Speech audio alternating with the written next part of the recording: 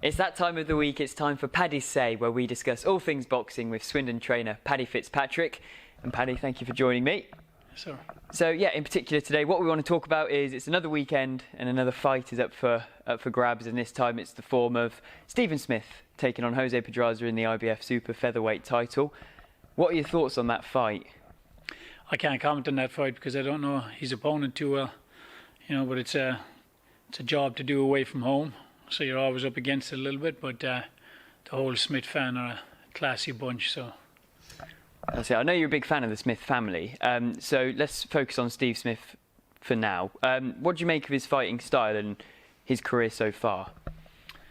Career so far, it's all good, isn't it? I mean, he had that hiccup with, who was it, Selby. And the Selby he fought, whereas he lost that fight, but back on track like the best of them. You overcome it and move on. But they're all a classy bunch, man. All of them, five brothers, all fight their ass off. I say out of all of them, I thought it was four. Four brothers. Sorry. Four. So yeah, so out of four of them. So yes, so now you test me. Out of four, so you got Callum, Liam, Paul, and Stephen. Thank you. Yeah. So yeah, out of those four, which one's your favourite? Probably Callum. Callum, he's a real old school style. He reminds me of one of the fighters that you'd have back in the 70s and the early 80s. He's patient. He works very well inside for a tall man, kind of like Diego Corrales, and that would break you down. Excellent jab. Can fight coming forward, fight coming back. Yeah, good power on both hands. So he's a bit of an old school style boxer by the sounds of them. Yeah, for sure. Yeah, he is. Yeah.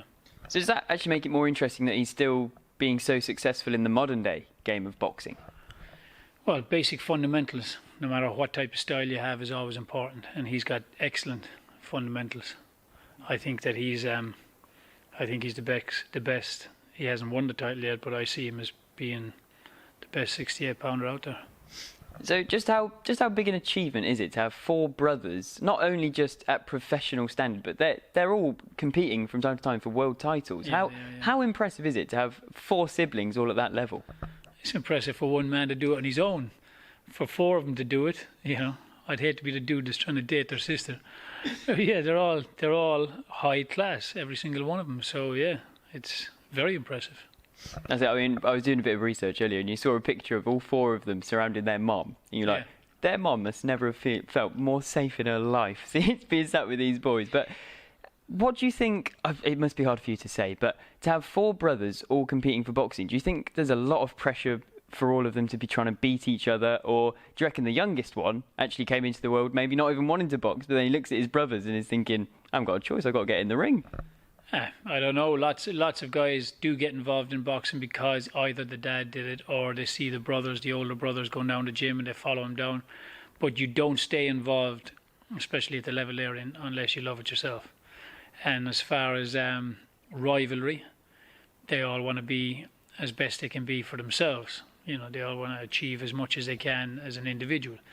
I don't think that creates any in-house rivalry, as in they'd be pointing at each other going, I'm the top of the tree.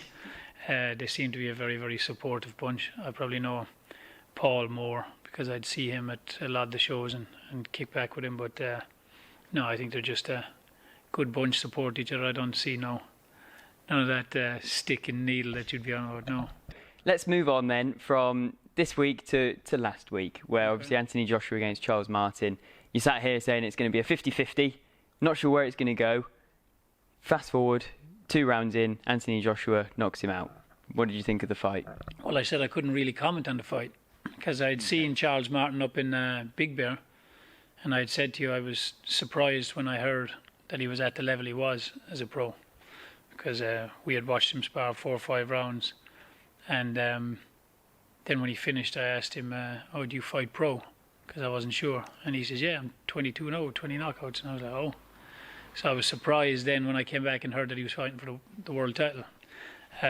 But Anthony Joshua did what he had to do, didn't he? He's bless him, man. He's now got the IBF strap around his waist, and with a bit of luck, it'll set up some huge fights with the likes of Tyson Fury, David Haye probably in the mix there, and it's only good for British boxing, isn't it?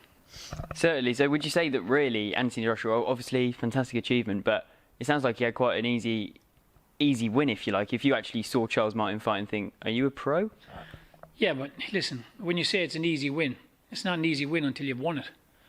He 15 fights in, and he's in fighting for the IBF version of the world title. Tyson Fury, ultimately, at the moment, he is the world champion.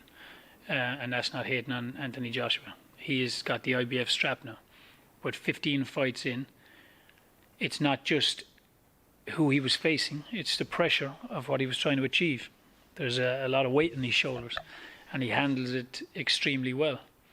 So, now he's got that will put even more confidence, whether he needs it or not. It'll give him even more, because he's got a strap around his belt and around his waist, and he knows that he's able to keep composure on a night when all the pressure is on him to do something so early in his career at 16 fights. So it will only stand him in good stead. And so if you look forward now, Joshua said this week that he thinks that the Tyson Fury fight for himself is going to be fast-tracked now. So do you think that's the next fight for Joshua? I don't see it as being the next one, because Fury is fighting Vladimir Klitschko July 7th, which I think is going to be an extremely dangerous fight because of the emotional place that Klitschko is going to be in when he fights him. But I do also see Fury knocking him out, because I just see Klitschko taking chances that are outside of his emotional makeup. He won't want to be taking those chances. After that, July, well then, it would look like it could build towards them two fighting each other, yeah, and that would be absolutely massive. So whether they're going to wait till next summer and do it somewhere like Wembley, or whether they're going to do it, in the Millennium Stadium, what they're talking about doing at Millennium Stadium in Cardiff, that would be and then the ticket prices just obviously become more because there's less seats available. But that would be probably, one of the biggest fights ever to be held here, just because it's for the heavyweight world champion title. It's for all the belts. It's for two world recognised men on our shores, from our shores. It would be a massive. Brilliant, yeah. Well, either way, exciting times for British boxers. Paddy, thanks for your time. Peace. See you next week. God Cheers. bless. Good man.